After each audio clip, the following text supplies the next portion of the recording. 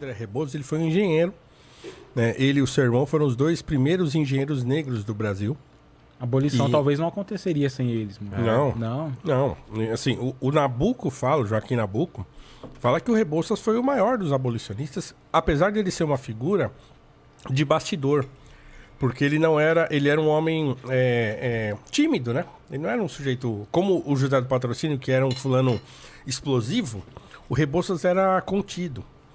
Mas ele era genial, né? Um homem genial, assim. Então ele arquitetou todo o projeto, não só da abolição, mas também do pós-abolição. Do que fazer depois, né? O que fazer para resolver o problema dos ex-escravizados, por exemplo. Então, ele fez isso. E mais um monte de coisa.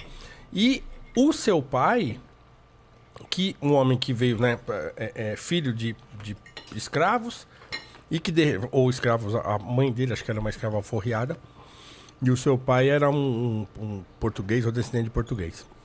Mas pobre pra caramba, da Bahia. E ele arruma um emprego num cartório e ele decide estudar lei, jurisprudência e tal. E aí ele consegue uma licença para ser advogado, começa a advogar, se torna um advogado importante, vai para a política na Bahia, depois vai para o Rio de Janeiro.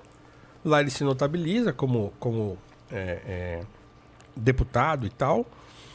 E chega a um posto que era de conselheiro do imperador, Dom Pedro II.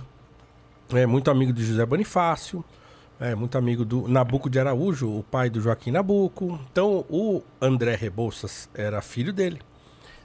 E o André e o Antônio estudam engenharia, depois vão para fora, tal, voltam para cá. Tem um monte de coisa interessante que eles fazem aqui. Inclusive, a Avenida Rebouças aqui, de São Paulo, é em homenagem a ele. Né? E no Rio tem túnel, Rebouças. Lá no Sul, onde o Antônio teve uma atividade bastante grande, assim.